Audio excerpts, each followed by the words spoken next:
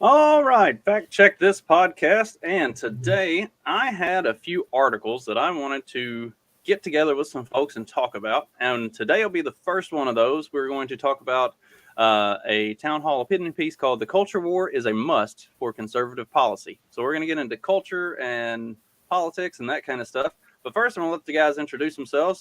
Kyle has not been on my show before, even though I've been on his a couple times. So, Kyle, go ahead and introduce yourself, and then we'll let Trey give his introduction again. What's up, guys? Justin, thanks for having me on, and Trey, it's nice to meet you online.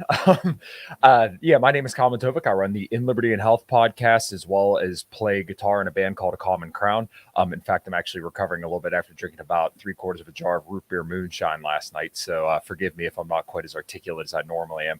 But I am a libertarian. My pronouns are Jacked and Tan. I'm from southwestern Pennsylvania. I'm a mechanic, personal trainer, guitar player, and once again, just thanks for having me, man. Thanks for coming on, Kyle. And Trey, go ahead and give your plugs again, since you've been here a couple times. Yeah, Trey50Daniel, frequent tweeter and Twitch streamer usually. When I can, anyway. I like to play video games and talk about the kind of culture stuff a lot of times. So that's sort of my plug. All right.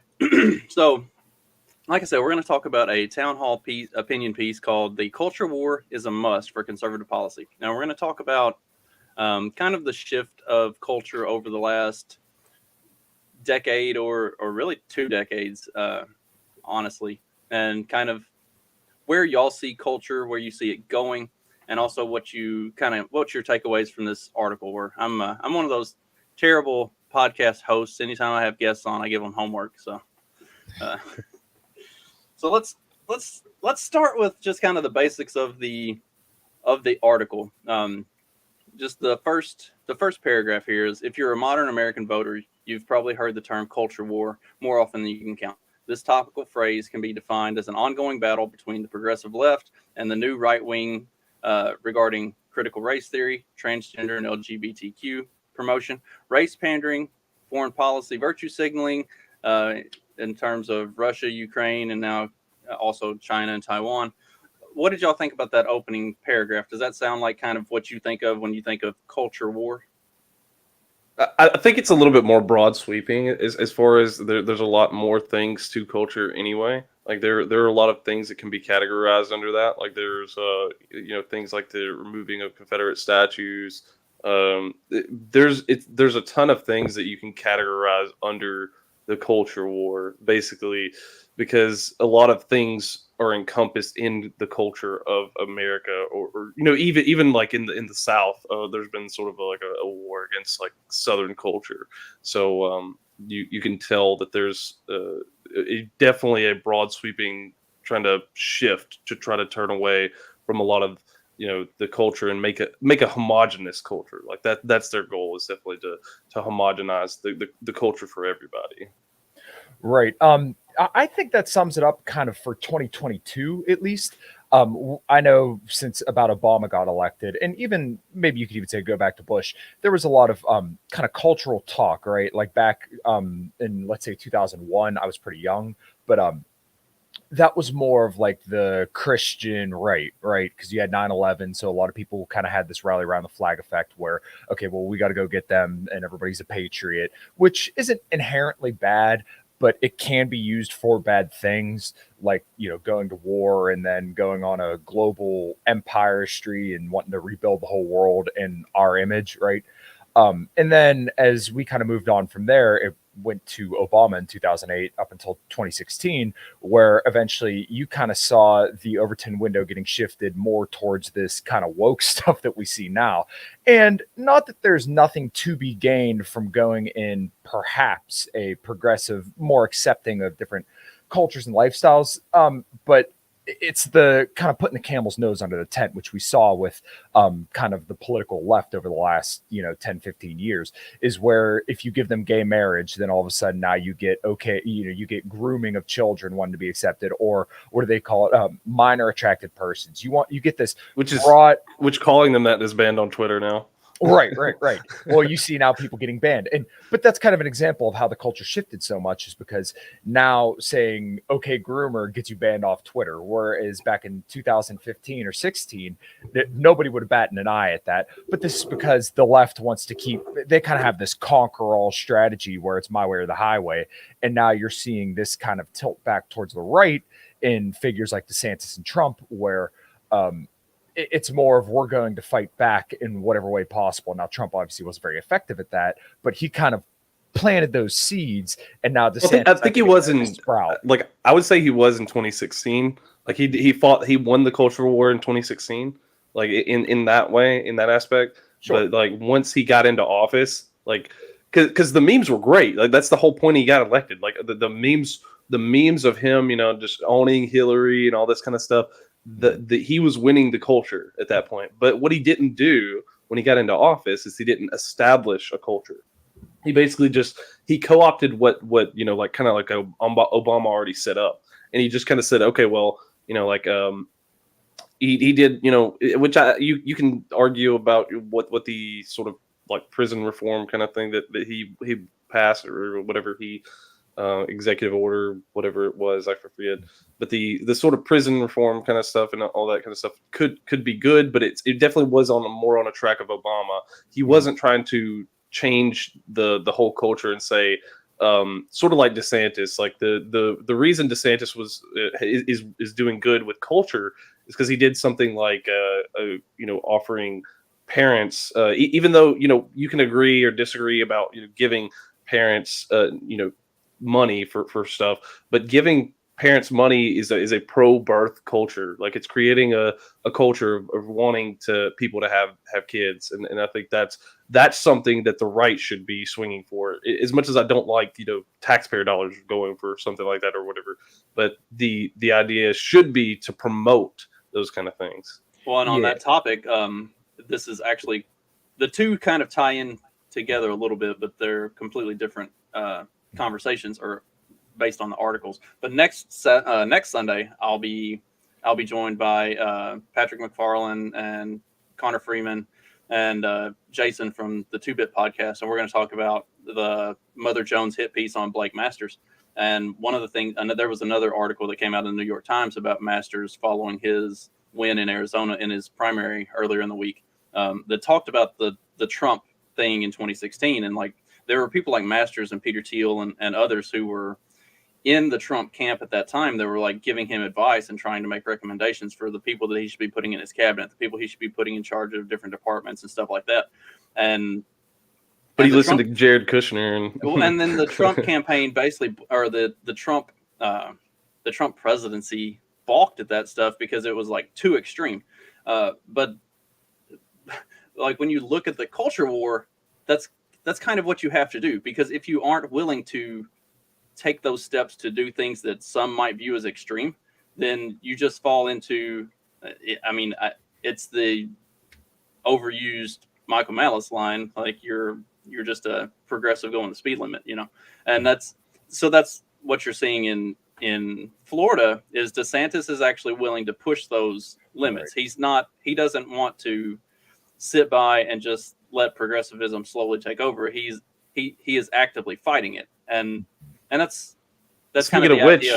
That's the idea of a war. Like it is a culture war. If you're not actively fighting it, then you're losing it. And that's something that this article kind of goes into. So let's touch on that a little bit, because it talks about the way that so political identity wise, Trey and I are probably more on the post-libertarian side of the spectrum, not super far removed, but we are definitely more on the pushing towards being right-wing extremists. And then I know Kyle is a libertarian, but I know you also kind of align a little bit with some of the more conservative values and stuff. So we all can probably see some of this, especially coming from libertarianism, where it talks about the political strategy of the right being like lower taxes and all of this, like really just milquetoast stuff that is proven to lose, because you can't just keep being middle of the road, let's try to get along, when the other side is actively like fuck all those guys, burn it down. We're Yeah. going to do this, and this. And if you don't like that we're going to do this, and this, we're going to have you canceled. We're going to remove you from your job. We're going to remove you from your school. We're going to, like, you can't just be middle of the road anymore. Well, if you know the Sam Hyde quote, like basically when you have the or the Aaron McIntyre quote is probably better. The side that wants to win will always beat the side that wants to be left alone. Like that's the entirety, and I think that's sort of where our mindset is at this point. You know, like you and I, Justin, is like we want to be left alone, but obviously you have to fight this fight because they won't let you be like. And so the idea, it's kind of like the I don't know if you saw the thing that DeSantis did the other day, going after the George Soros backed judge, and basically because he wouldn't enforce the stuff that DeSantis was pushing, he basically said, okay, well, it literally said in the article, if it went in there and physically removed him from the office. So that kind of stuff has to happen.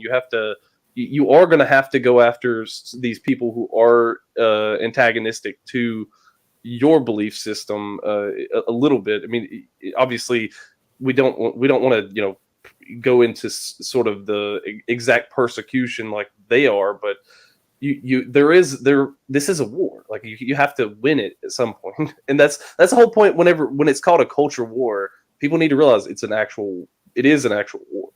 Mm-hmm.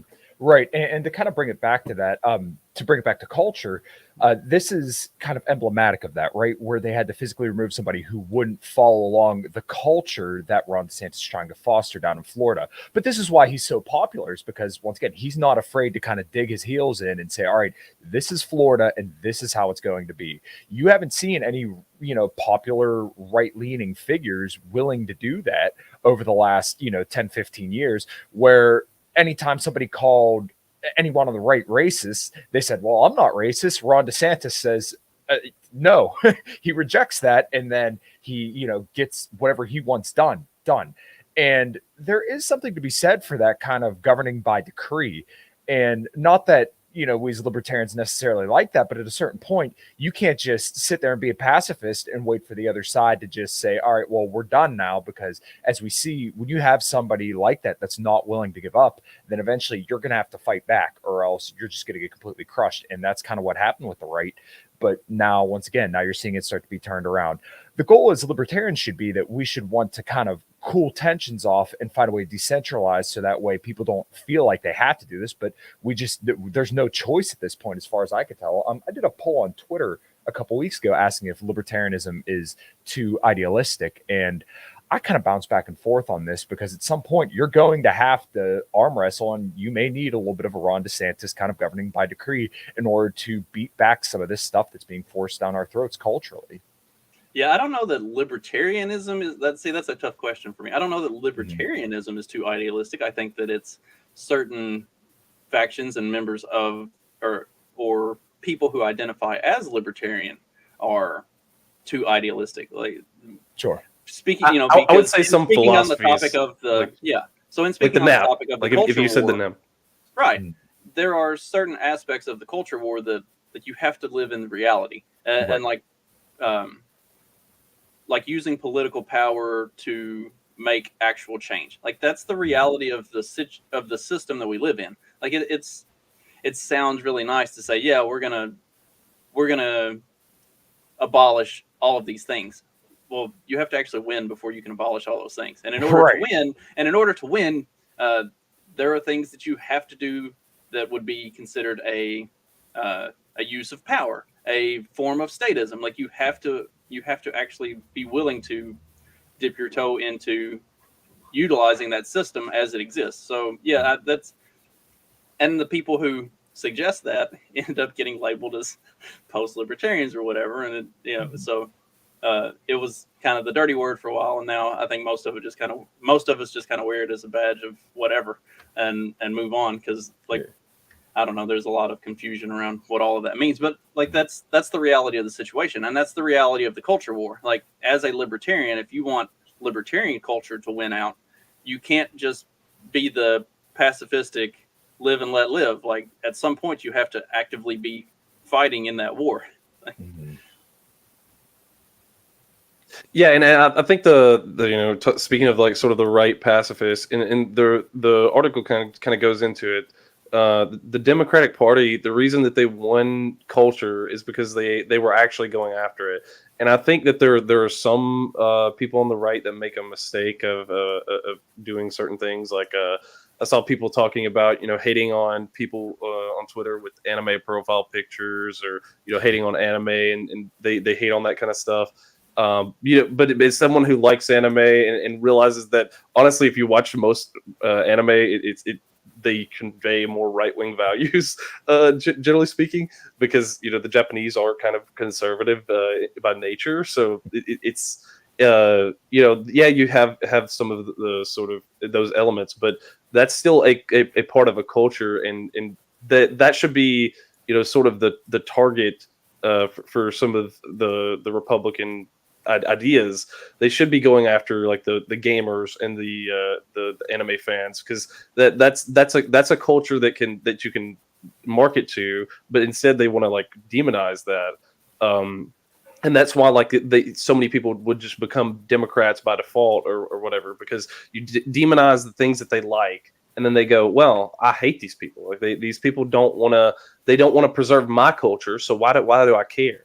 So I think that's the general problem with some of the conservative movement of the last 20 years, and honestly, it probably goes back further than that into it goes back further than that into like the mid 80s and up through the 90s, where you had like this really, as odd as it sounds to say this, you had this incredibly progressive form of like conservative Christianity that wanted to just like put rubber padding on everything and protect everyone from everything forever. Like they went after video games for being violent and stuff like that. They went after cartoons and comic books and stuff like that for being violent. Like I was actually just reading an article before we started that was talking about how like superheroes were not created with this not killing anybody mentality, or like it was enforced by culture. Right. Yeah. There wasn't a principle that superheroes didn't kill people until you got this conservative Christian push in the 80s and 90s that they didn't want their superheroes killing people because kids looked up to those as role models, and so it was creating some violent culture. The same with video games. And when the school shootings first started, so the very first, I don't want to say the very first, but the one that was the big one that kind of kicked everything off going forward for the next 20 years was Michael Carneal. Carneal came before Columbine. Michael Carneal killed 9 people at Heath High School in Paducah, Kentucky. And both of my cousins were at the school that day. Like it was a terrifying thing. But after it happened, there was this huge push to demonize video games and gamers, because Michael was he was kind of a nerdy, weird kid, and he played video games. So there was this push to demonize video games and to claim that somehow he learned how to shoot guns, and the reason he was as accurate as he was when he went into the school was because he had played so many hours of these first-person shooter video games. Yeah. I'm like, do you know where his grandparents' house is where he got the gun? Like, it's out on a farm. He's been shooting since he was a kid. Like, he was very proficient with the weapon long before he started playing video games. Like, so, but that became the thing. And so through the early 2000s, like there was all the talk about, and that was, you had Call of Duty, Halo, the early, Grand Theft Autos, like all of this stuff was this was all being demonized as why there was so much violence. And so like, as the right wing progressivism which the data proved otherwise. Like even at that point, they were already seeing like, hey, there's a decrease in violent crime over this time period. Ever since video games have been introduced, like people are actually seeing much less violent crime over the next like 10 years. So it's insane. They use that to demonize gamer culture and to demonize comic book and and anime and stuff like that. It's been used to demonize the music industry, like that right wing conservative Christian form of progressivism pushed, I think, pushed a large percentage of the music industry towards the left because they said that, effectively anything that wasn't like soft Christian rock was devil worship music. And so like you had that. So I do think a lot of what we see now is it's their own fault to have pushed the people who should align with conservative values in that direction by rejecting the things that they liked for no more reason than I mean, what was the reasoning for pushing music towards like pretending that anything that wasn't like soft pop was demon worship? It could be when you look at personality types. Jordan Peterson always talks about this, but left-leaning people will tend to be a little bit more creative, and then right-wing people are a little bit more conscientious, right? So and you see this kind of at large, right? Because most Republicans, are blue-collar guys who, go to work and they want their retirement and they want to be able to feed their families, and they have those very kind of traditional and just blue-collar values, right? And then more left-leaning people tend to be a little bit more creative. Like when you see an art piece in a museum, it wasn't the mechanic up the road that was drawing that painting, right? When you see a guitar player, typically that person isn't, the plumber up the road. Here in southwestern Pennsylvania, most of the bands that I know, fortunately, kind of like the area I live, most of the people are kind of like blue collar musicians and more, I guess, if you had to put a pin on it, they're mostly right-leaning people. But then if you go down to Pittsburgh, it's a completely different story, because that's just not those aren't the kind of jobs that are working in Pittsburgh versus out where I live, which is not like completely rural where like I'm 50 miles away from my neighbor, but it's more small town vibes, and a lot more of the people, once again, just hold a lot more traditional values. So I think it's just because when they looked at it, they kind of assumed it was more left-leaning, because once again, more artists are going to be a little bit more left-leaning, creative, and open, as in just more accepting of different ideas and not necessarily pinned down to one specific like cultural value. And that's to their detriment to a degree. And I think it is interesting that you bring up that it probably did force a lot of people who might otherwise be a little bit more right-leaning over to the left, because they felt like they were being demonized. But it wasn't necessarily the people themselves being demonized. It was kind of what they were doing. Yeah, but like I know that if you ever watch Romanian TV, he has he's a great YouTuber that I watch. I recommend him to watch his videos. But something that he talked about is that during the sort of that 90s era, this sort of Christianity was the vector for power, and that's what he was saying. Like, well, if you are this sort of progressive Christian and you push things and you say like, hey, let's make video games, like let's censor them, let's do all this kind of stuff, or music. If you go after that, that was a vector of power. But now, like the woke, sort of thing, like the progressive thing is the vector of power. So a lot of, and that's why he said, like, if you look at some of these people who were like really hyper Christians, like 15, 20 years ago, and you saw them today, a lot of them may be sort of progressives, like woke progressives now, because they realize that that's a vector for power. And it's not necessarily that they cared about the religion. They didn't care about the culture. They just wanted a vector for power, and they wanted to weaponize it over the people that they don't like. It is the embodiment of the Karen. I mean that's what the 90s. That's what that 90s cancel culture was it was the progressive Christian conservative white woman, and it's become the Karen meme goes back a long way, a lot further than 2020. It's just caveman time. Yeah, we've seen it more pronounced, but yeah, I mean, you're probably right. Like a lot of the people who. And honestly, thinking about it, a lot of the people who would have been in that camp at that time have transitioned into being more progressive over time. I guess I kind of solved that already when I said that it was a progressive conservative Christian. Like that's what they were. That's kind of what it was anyway, and it's shifted over time, but it's still the same principles as what it always was. They've just found their true political ideology, I guess, which is being against everything. Mm-hmm. Yeah, and as far as it goes, like what I would think is the reason that DeSantis is winning, and the reason, and honestly, there should be a more, and the reason Blake Masters won. Actually, Blake Masters is a really good example, because all the things that he's talking about are exactly like he's describing a future that people want to live in, and that's the whole reason that he won the primary in Arizona, is because he's describing a future and a culture in which, like, hey, you don't need to be demonized because because you are like a certain race or whatever. You don't need to be you don't need to be demonized because you want to have a family. All these things, like, we're going to create this culture of people can exist, and they can create a family conservative sort of environment. And he's describing that. Now, what he didn't do, and what I wish more of them would do, is go after the actual cultural things.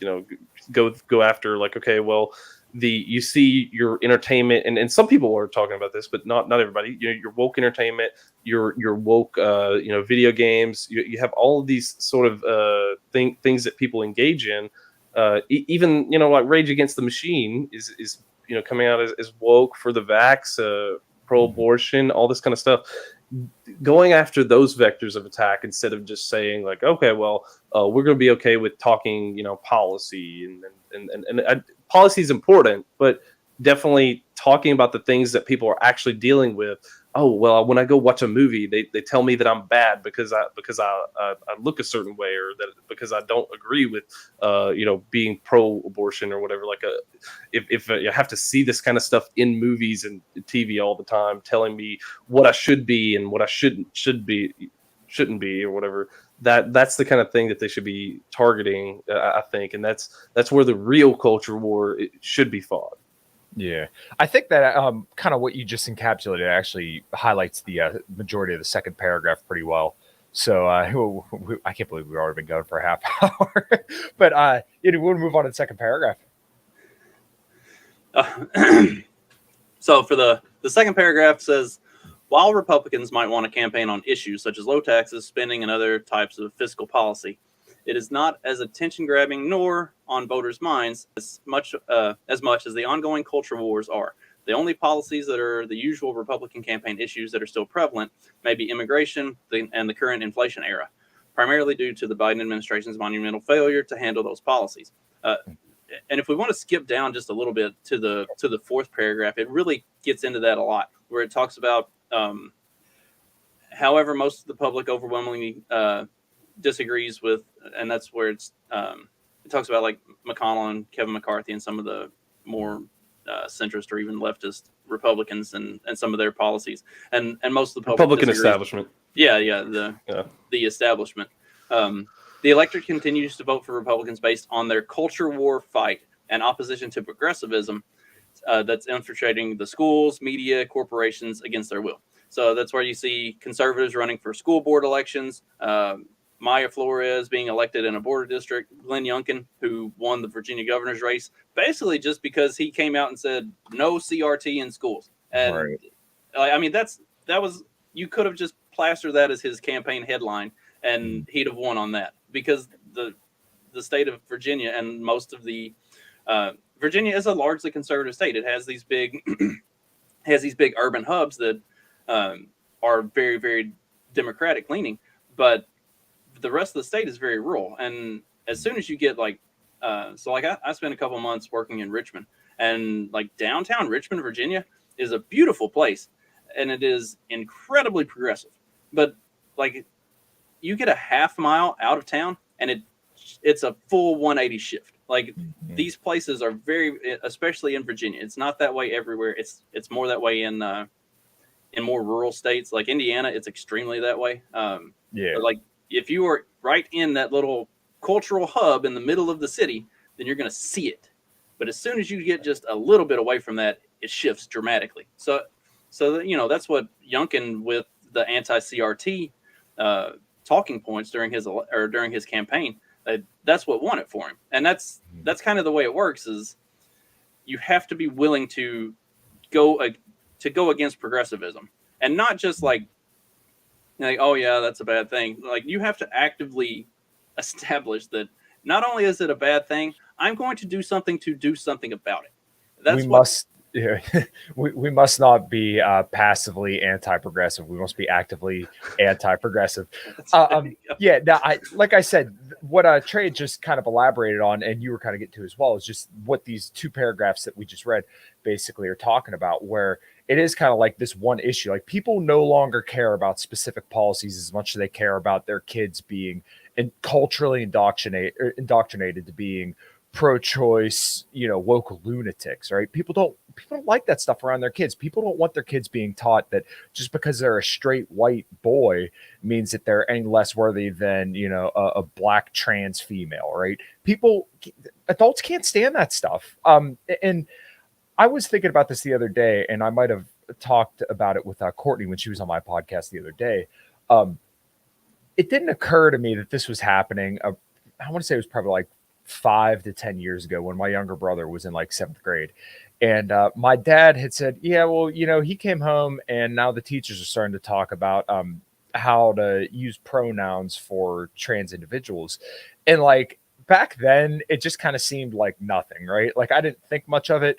And then now, looking at it now, I realize that there is this institutional push for acceptance and for wanting kids to be trans younger and younger. And there's something very disturbing about that. And I think it kind of goes to the whole transhumanist agenda, where you're no longer a unique individual. You can be whatever you want, right? You're not endowed with specific things that make you or make me.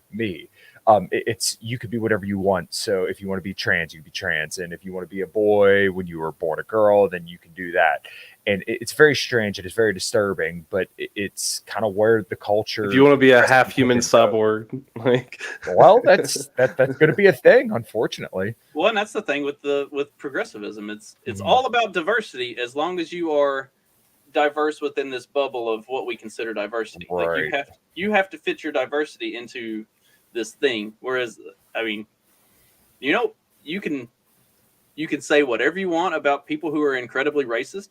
They believe in diversity. Like, they believe in true diversity. That it's not everybody is all this giant melting pot of oneness and collectivism. Like, there are individuals and there are big differences, and that's a terrible way to maybe to analogize that. But I mean, there is a significant or a real belief in. Well, they don't want to homogenize versus diversity.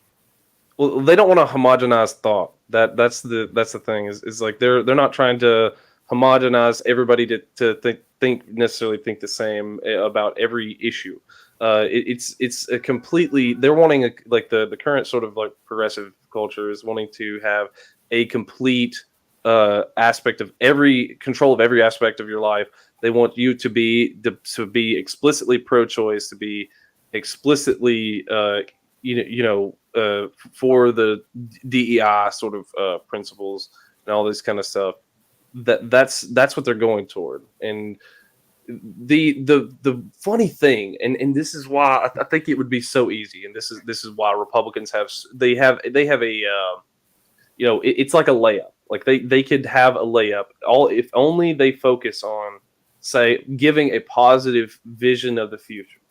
And all they have to do is say, look, right now your world's in turmoil, like everything is going to straight to hell basically. And all you have to do is offer this worldview of like, look, if we get elected and we enact our policy is going to be pro-life exclusively. Like we're gonna go for this kind of pro-life. We're gonna be pro-life in every aspect, financially, everything that you can possibly do. We're gonna make it possible for you to live, you to have a family, and you to not be subject to this sort of progressive agenda that they've been pushing onto you. And if when we get in power, we're gonna wield it in that way, to make sure that you guys are safeguarded from this nonsense. Mm-hmm. That would be the positive vision. And basically, like I said, it's like a layup for them. They get an easy win, and everybody would be on board with that. I think, or majority of people would be on board with that, because I don't think the majority of people agree with this sort of like just destructive perspective that they're trying to coerce people into believing. Well, to kind of tag on to what you said there, you mentioned a vision, or like a positive vision for the future. I think that was the appeal of Trump in 2016 when he came out saying, "Make America Great Again," right? Because that's what people are envisioning. And he was telling people, essentially, I don't hate you. I want to bring your jobs back. I have this blue collar vision of America that is great, right? So this is what we're going to do.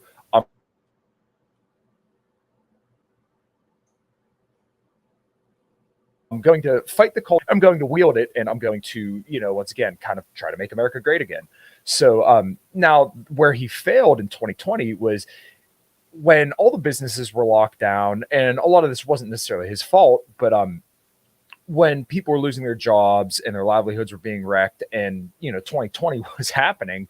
When you say keep America great, it doesn't have that same ring, right? So especially to younger people who are drowning in debt. And once again, a lot of this stuff isn't Trump's fault, but when you say keep America great, and people my age, can't afford to go out and buy a house and, live the quote unquote America's great dream, then people feel like they're getting slapped in the face, because they're saying, hey, I don't feel like life is great, but you're telling me that everything's great.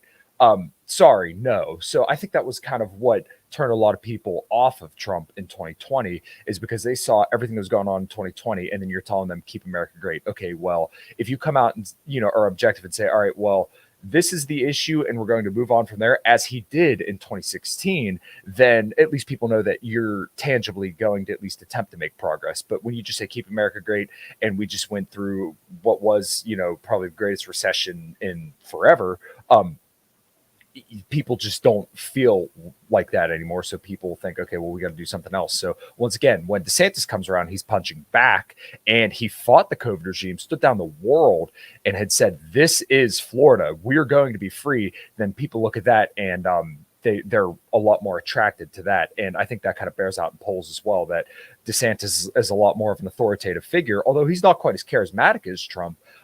Just the fact that he's able to be so, he's willing to wield authority in such a powerful way, in a way that really resonates with his people. A very populist style. People like that a lot more than, Trump in 2020. And when you talk about Trump in 2020 as opposed to 2016, like in 2016, he really came out as he was actively fighting the culture war that we're talking about. Like he came out against all the extreme progressivism, the woke stuff. He came out against everything that the government was doing that was terrible and bad. And for those first 2 or 3 years, he was, while maybe he wasn't pushing as hard as he could have, or had the wrong people in office, like there were a lot of failings and a lot of places that more could have been done. He was saying a lot of the right things, and he was exposing a lot of that stuff that goes on behind the scenes. And so like you saw that. But then once you hit 2020, it became very milquetoast, and he stopped being an active opponent of progressivism and of all of that stuff. And he just kind of became another politician. And that's like, that was the big failing. Like the thing that we keep coming back to with this is, like, you have to actively be fighting the culture war. And like something that I've been thinking about, speaking of like libertarianism earlier, like some of the big libertarian talking points, taxation is bad, in the wars, like all of these things, they're right, but they're not things that win votes. They, you can't frame them in a way to win votes, like in the way that they're doing it. Like if you just say in the wars, like that's that. But like Trump was saying, like bring our troops home, and that resonated with a lot of people. Right. Yeah, it was something that was actually in action, instead of saying like in the wars. Well, wars are a complicated thing. Like you're fighting, another country in another place. Or on your home turf, depending on what side of the fight you're on, And that's definitely a thing that you have to consider with the war. You can't just end the war. You have to come to some strategic end. And his idea was like bring the troops home, and everybody was on board with that. And he didn't start any new wars while he was in office. So people were like, oh yeah, the troops should be more home. And he was focused on America in that way. But what he should have done, and what Republicans should do going forward, is consider every aspect of your policy should be promoting the vision of the future that you want to do, that you want to have, whether it be economic policy. You can't just say lower taxes, because lower taxes is good. I want, the less taxation, the better, right? But if you just say lower taxes, and that usually indicates lower corporate taxes, which is why most people think that Republicans hate, that love big business and hate the average person, because they don't want to like enact a full economic policy that would be like the fair tax. If you, I don't know if you guys have looked at the fair tax. If we were to just overhaul our system with the fair tax instead of the current taxation system, and I recommend you guys look it up and read about it. But basically, taxing only consumption as opposed to taxing income is a much more palpable idea for people. Because, and it also, actually, it's an actionable thing that puts more money in people's pockets, because the only time they're taxed is when they actually go and spend their money, not whenever they make money. But that's definitely a hard sell for the federal government in that way. But it's something that like you need to be pushing for ideas that are actually going to be an actual economic policy that will promote something that everybody wants, and that will benefit the constituents that you want and the vision of the world that you want. But they seem to fail to think about this in all levels. Like they just think about it, oh, well, I'll just say the normal thing, less taxation, all this kind of stuff, like the normal talking points. Well, so what I was kind of getting at with that was like, I think personally, taxes and even to a large extent war and some of these other things, like for the average normal person, that's all baked into the cake. That like they already know whenever they take a job what their salary is, they automatically think about what's coming off of that in taxes. Like they don't even consider that their money anymore. That's the same with the wars. Like if you asked a normal person, how many wars have we been in? How many wars are we like? How many countries do we actively have troops stationed in where we're fighting and doing shit, where we're droning and bombing and fucking with other governments? They have no idea, and they don't care. Like so, these like in order for any of these things to become relevant, you have to win the culture war first, and you have to change people's actual attitude towards things and get people to start seeing like there's a lot more going on. But first, we have to win that culture war. You have to get it in people's. You have to get it in front of people before you can actually do anything about it.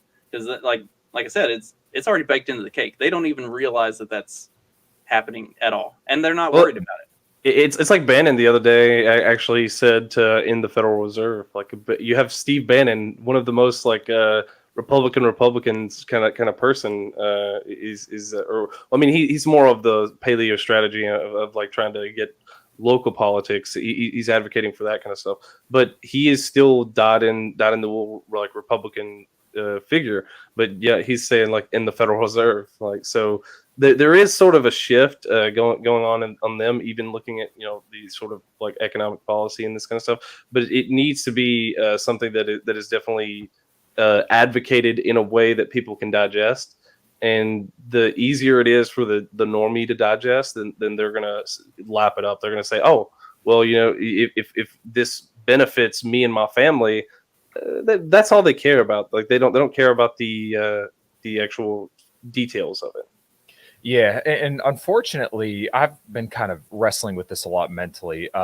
Obviously, as libertarians, we're very anti-interventionist, but maybe it's not a wise idea to really lead with that. Now, presidents always seem to win on, I don't want to say seem to win, but it always seems to be very popular to be anti-war when you're getting elected. And it almost sounds counterintuitive with how poorly foreign policy has been over the last 20 years.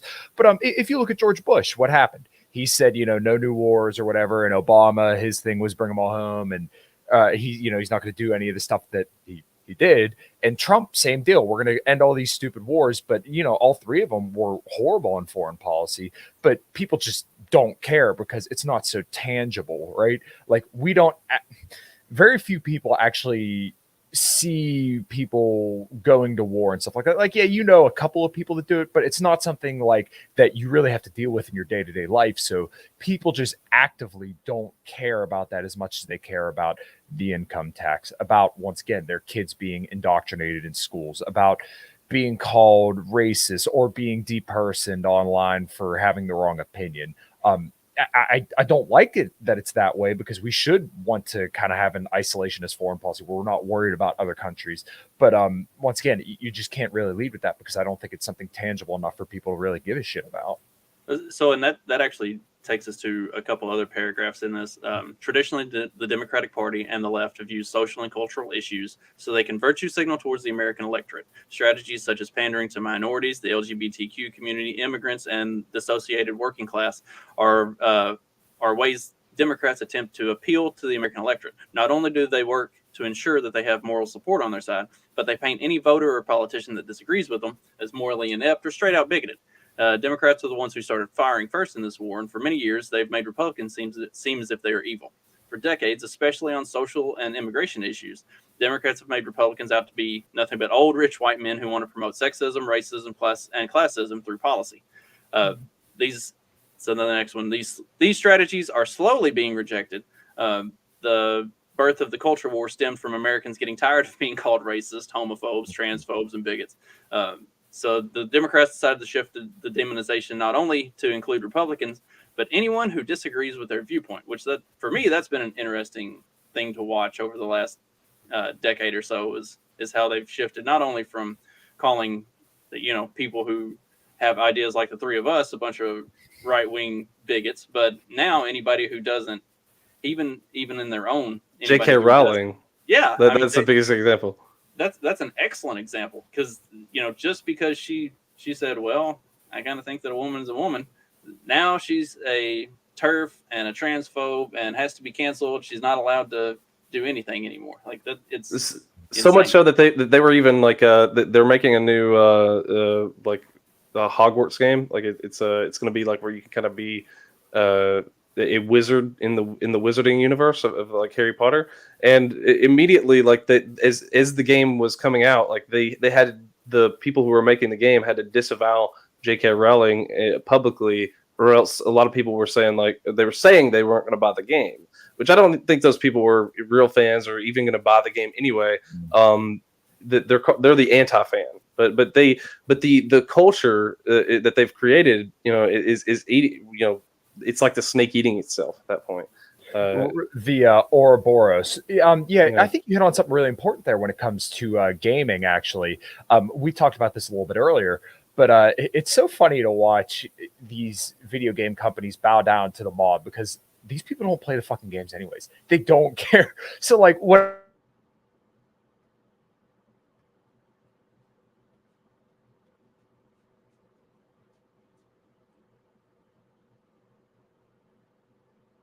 when I'm playing Borderlands 3, who play this game don't care if Tiny Tina in Borderlands 3 thinks that all the female characters are sexy, right? The people who play this literally don't give a shit. Or doing revisionist history on wars to put women in there. People don't care. The people actually playing the game don't care. You're appeasing people who will never even give you a dime anyways. But well, and if you talk about the putting women back in previous wars, like that was the Battlefield 5 tactic, right. And it went terribly for them. They even said like, hey, this didn't work. Like we lost a lot of money on this game, because Battlefield is a high selling franchise, and they got destroyed, but because they made so much less money on Battlefield 5 than they did all the previous titles. Like, Battlefield 1 sold really well, and then they go to Battlefield 5 and they sell terribly, because they decided to push this thing. And they even this is the Disney marketing. They put out the game, they showed a trailer of a female soldier in World War II going out there with a prosthetic limb, doing all this kind of crazy stuff, and it's like everybody's railed on it, and then the publisher comes in out there and says, oh yeah, like if you don't like it, don't buy it. Y'all are just bigots. Y'all are sexists or whatever. And whenever you do that, that's antagonistic to people who actually will play the games. And that's why I said, like, if the right wing would go like to gamers, because most gamers, I think generally speaking, are more right wing in their perspective, because they like playing games with guns. Like, and all you had to do was just convince them, like, hey, you want to shoot one IRL? Like, you want to go outside and actually shoot the thing that you see in the video game? You can do it in America. Like, that's the culture that they should have created, but instead they decided to go against that. And that's the funny thing about the cultural war and the way. Well, I do think there is something interesting with the video game culture, and also with movies and stuff like that, and mainstream media, that you're starting to see a little more actively happening of late. Is, like you said, they put all that out, and then the game flopped. Like, you're seeing they put out stuff that's like different movies and shows that are coming out that are only being promoted in a certain way, and then you see them just completely fall flat on their face. One of the creators of, I can't remember the name of it. First Blood, I think, is the name of it. It was like some teen vampire drama that came out on Netflix, and it got canceled after one season. And one of the producers of the show was like, all they did was promote it as some lesbian vampire show. Like, they didn't actually show what it's about. And so nobody cared, because, okay, cool, lesbian vampires. Like, that's a dime a dozen. There's no market for it. Right. Yeah. Like, you're trying to promote all these cultural things that the people who are actually watching and actually care don't want to see that. They don't care about that. They want good product. The people who are screeching about how there isn't enough of this, they don't actually consume any of that. I've talked about this before. Like, when you look at, and this was very, very apparent in the, like, Stacey Abrams did a big like fundraising thing a few weeks ago. 85 to 90% of the money for Stacey Abrams came from large PACs and corporations and stuff outside the state of Georgia. She raised very, very little money from actual donors in the state of Georgia. Whereas Republicans, like Matt Kemp, I think Matt Kemp actually raised a lot of money as well. Brian Kemp. Sorry, Matt Kemp's the baseball player. I always had him on my fantasy roster, so anytime I go to a Kemp, I get confused. Brian Kemp, he did a fundraiser at the same time, and I think 80 to 85% of his funding came from people in the state of Georgia. Like, Republicans raise money and have people who actually care, who back them and get on their side for that stuff. Whereas all of these progressives and these progressive causes and these progressive ideas, they have a lot of people who are loud and screech about it. But when it's time to, for rubber to hit the road, they're not there.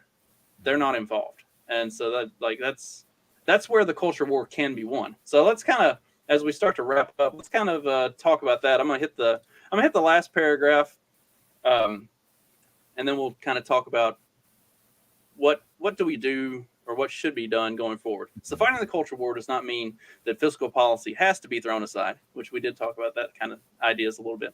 Instead, the culture war is an avenue which Republicans can apply conservative solutions to fix the problems Democrats have caused. To enact low taxes, anti-interventionist foreign policy, education reform, and cut spending, Republicans have to be willing to fight progressivism in the trenches. Americans are putting the culture war at the forefront of their minds when they enter the voting booth in August and November. So what are the next steps? What do we see going forward, or what would we like to see? Because we are only going to see it in some small batches. Kerry Lake, Blake Masters, J.D. Vance, DeSantis is going to keep pushing on this, but beyond that, I don't think a lot of Republicans have the stomach for it just yet. But what are some of the things that we would think need to be happening in fighting this culture war and actually having a chance to win it? I think to kind of tap on what Trey had said earlier is that you kind of have to be actively in it, right? You have to punch back. And once again, this is what you see a lot of the new populist right wingers doing. And I don't agree with them on everything. Oh, and the other idea that I was thinking about is that, like, if you look at Matt Gaetz, the one clip that like went viral, it was so funny. They asked him about fat women getting abortions, and he just said, "Be offended," right? That you have to show that you're not willing to back down. And guess what? Yeah. At that moment, he didn't back down. He owned it. And that has been the problem with Republicans over the last 20 years, is that they back down whenever. And Trump actually was the same deal with a lot of this stuff too, is that he would back down. And then sometimes even after he'd back down, he would own what he backed down from and then start pushing it. When it came to all the socialist spending of 2020, what happened? He bowed down and then started endorsing it. Look, I just want to give people free money. Well, you look like a coward at that point. And I know a lot of Republicans didn't really care because it was just free money. Now, little do they know that now that's what we're paying back in the form of what's probably almost 20% inflation year over year. It's going to have to be a matter of punching back and kind of laying out a vision of the future. And whether that's make America great again or what, I don't know what 2022, what the latter part of 2022 and maybe even 2024 look like, but it's going to have to be, in my mind, the way that I see the most freedom coming forth is we have socially conservative values, and we want to kind of decentralize and also remove a lot of this woke BS from your localities. That, in my mind, is going to be the best direction going forward. And to just kind of add one little thing, and then I'll throw it to you guys. If you look at Eric July, over $3 million raised for his comic books. Okay, well, he's not sitting here getting his hands dirty like all the other political people. He's actively engaging in the culture. So I didn't quite understand his point early on when he kept saying, when he was hitting on culture so much, and then you see him make $3 million with a freaking comic book. That was kind of him coming forward saying, this is what it is, right? This is going to be the culture moving forward. I think we just need a lot more of that. People just doing, right? And that's hopefully what I've done with my podcast, where I'm trying to put forth the idea of being a jacked and tan libertarian, right? Jacked and tan, socially conservative libertarian. That's kind of where my focus is giving people the tools to make themselves better libertarians, so that way we could be people of more influence, so that way people are more willing to listen to us and our ideas, and therefore we'll be willing to adopt these ideas and hopefully implement them going forward. Yeah, Trey's never going to be tan, but maybe one of these days we'll get him jacked. Hey, I might get jacked, but definitely not going to be tan, unfortunately. The most I'll get is red. That's kind of what my dad is. He's basically really red because we'll do our best. But the perspective I have on it is a lot of what Kyle's saying, and also I think to tack on a little bit is what won Trump 2016 was sort of the memes and being part of that culture, and the meme war is a real war. So I think that tapping into that, embracing things like anime, embracing things like video games. I think if you just said, hey, look, there was actually a Twitter post that sort of went viral talking about, like, there was an anime called Spy X Family. It's an anime, cute little anime about a family, and then this guy was like, oh, well, this actually makes me want to go, get married, have kids, have a family, and that was promoting that culture. And this is something that should say, like, right wingers should embrace that kind of thing and embrace video games to be like, yeah, like you like playing Call of Duty, shooting guns at people. Well, you can do it IRL. It's just promoting that kind of culture and embracing, like, the things that people generally like, because most people play video games. Most people, a lot of people watch anime. More and more people are watching, like, anime because Western stuff is kind of going to crap. But embracing that and being able to go on there. I want to see a politician do a Twitch stream and him, playing a video game or whatever, and saying, like, going nuts and going off on people, swearing at other people playing the game, and then people will embrace that kind of figure because they'll be like, oh, this dude plays games like me. He's on Twitch, Now he'll probably get banned because he's right wing, but the idea of that kind of stuff. Maybe he has to do it on Rumble instead because he can't get on Twitch. Well, I mean, finding the things that are actively attacking their supporters, which are turning their supporters against them on these cultural issues, and embracing those people and being like, hey, like, we see you, we feel your pain, this is what we want to do about it, come help us fix the things that you love that have Defend been your broken. anime, defend your video games. We'll gatekeep them. We will protect them. Let's fix the things that have been broken by this psychotic progressive push, and let's win the culture war by getting people who don't like what's happening actually actively doing something about it. Like, they're out there, they are doing things about it. You've seen the comic book world has been crumbling for several years because of all of the things that Eric July is directly going against. The mainstream, so movies and like Netflix has really changed a lot of stuff that they're going to be doing going forward because of a lot of the pushback against the woke shit. Like video games, you've seen the failure of games because they were exclusively pushing that type of content. Getting those people on the side of, all right, let's actually band together and fix this shit and win this. That's probably the biggest way to go forward, and to get the right to stop rejecting some of those, those niche cultures that they think are nerds or whatever is can be probably difficult, but like that's going to be what's necessary to make that cultural push to change and to win. Yeah. Well, DeSantis was really, really popular in this one. The clip went really, really far. When Biden was kind of alluding to how he wasn't necessarily listening to all the edicts, and DeSantis said, "You're damn right, I'm not listening to you." Just kind of seeing that ballsiness, if that's the right word to use, to say that I'm standing up for my people. And this complements what you guys were just both talking about, is essentially, hey, I'm not allowing my individuals to be, trampled upon. I'm going to stick up for these people. And this is our area. If you want to come in and be friendly, then, you're good. But, if you're going to bring this, if you're going to bring the crazy COVID culture, then I'm not tolerating it. So it just needs to be kind of a line drawn in the sand for a lot of people. And it makes some people uncomfortable to draw a line in the sand, but, it needs to happen at a certain point.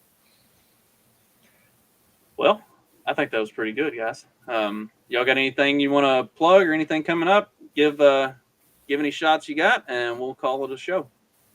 Cool. My band will be opening for Tommy Vexed, actually. Somebody that was canceled here in Pennsylvania at Warrendale Jurgles. I believe the date. Let me make sure I got this right. So if anyone's here in Pennsylvania, we will be opening for Tommy Vexed on September the 6th, which is right after Labor Day. So feel free to hit me up for tickets. That's a Common Crown, Blood Union. I can't remember the supporting act, and then Tommy Vex with Lone Wolves. Make sure you check out Liberty and Health. I put out usually 2 to 3 episodes a week. I've been kind of slowing down a little bit, but that's where you could find me, and search up a Common Crown if you want to hear my band. And other than that, thanks for having me on, Justin. I appreciate it, brother. Yeah, and you can follow me on my Twitch channel where I play video games, Trey50Daniel, and also my Trey's Think Tank YouTube channel. I've been doing a little bit of sort of the discussion type videos over there. So if you want to check that out, and just listen to sort of the more podcast format of me just kind of talking about things that I'm interested in, and sort of trying to discuss topics that I'm wanting to really dive deep into. So that's. Appreciate you having me on, Justin.